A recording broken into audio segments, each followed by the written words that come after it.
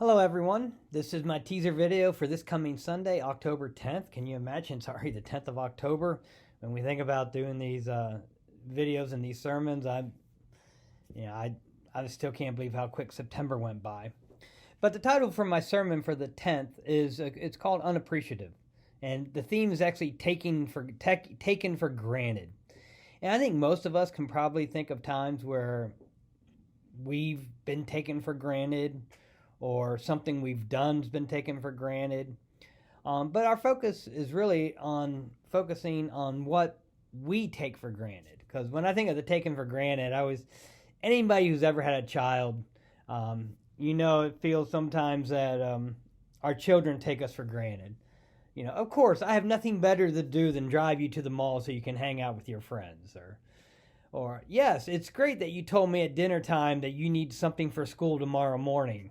And if it's cupcakes, or if we have to go pick up something because you didn't let us know ahead of time, those type of things where, of course we're supposed to drop everything we're doing or anything we have planned because our child asked us for something without any preparation. They're just taking us for granted that we'll stop everything that we're doing for them. I'll be sharing an example. I'll share it with you now. I'll share it on Sunday also. But I was leaving the sheets, and I remember leaving the sheets, and there was a guy out there, and he was asking for food. And he was asking for money for food. I said, hey, I'll go in, I'll buy you a sandwich and a drink. And then he started to list what he wanted on his MTO sandwich. And I was like, dude, I'm in a hurry. I'll go buy you a pre-made sandwich and a drink. And which is what I did. I went and bought him a pre-made sandwich and a drink and gave it to him. And he said thank you, and I moved on. But then I was just thinking, here's a person asking for a sandwich and then was making a special order request. And maybe it's just me, but I'm thinking, if you're really hungry and you're asking for a sandwich, you should be happy with what anybody gives you. And I was on my way to a meeting, but I went in and got him that sandwich and stuff. But it was just something that took me back, because I'm like, if I'm really that hungry, if I'm really to the point where I'm begging for someone to help me, then I'm going to accept any help they give me and truly appreciate it.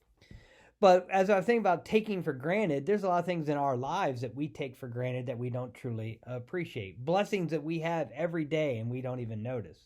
Now, the passage I'm going to preach on, which is going to lead to this discussion, is Deuteronomy chapter 8, verses 1 through 5. Deuteronomy chapter 8, verses 1 through 5. And this is Moses addressing the Israelites, kind of reminding them about their journey through the wilderness for 40 years. And if you remember that journey, there was a lot of complaining on that journey. The Israelites complained pretty much about everything. And then Moses points out in this passage that, as much as they complained, what are some of the things that you overlooked, some of the blessings that God gave you on this journey that you didn't even notice because you're too focused on complaining? And how much of that is something we can relate into our own lives, that we're complaining about what we don't have or what we wish we had or something we miss without acknowledging all the things we do have. It's getting close, it's fall, or soon to be fall and winter, and a lot of us will be in houses with heat, and we have coats and we have shoes, we have hats, and things that are truly blessings. Yeah, we might have been able to work and purchase those things, but when it's cold, they are nice things to have. Hats, gloves, coats, heat, being able to sleep with blankets and stuff, that's nice, and not everybody has that. But a lot of people who tend to be homeless, they are able to get blankets and find a place to warm and get some warm meals and stuff. So even they acknowledge that there's blessings in some of the things that they have to go through. But nobody likes being taken for granted. No one likes to be unappreciative. But it's so easy for us to be that way in our own lives. So that's going to be the challenge as we look at this passage about the Israelites and the trip to the Promised Land, the 40-year journey to the Promised Land. What are some of the things that they didn't appreciate or didn't realize? Then we'll be able to look at that in our own lives, not only our own personal lives, what about lives in the church or as our church ministry? What are things that we can be appreciative about as a church, and how can we accept those blessings and be able to share those blessings with others. I mean, we are a church. We have a church building. Anytime you have a church building, it seems when you talk with property maintenance, there's always stuff that we have to get fixed and repaired. Um, but we are blessed to have a building. And if you use a building and, we use it, things are going to wear out. Things are going to break. It's kind of something expected. If you own a home, things are going to break and you need to repair them and fix them. But there's still a blessing to have a home. It's still a blessing to have a building. Even if we have to, spend more money than we'd want on repairs and stuff like that. So take this passage, Deuteronomy chapter 8, verses 1 through 5.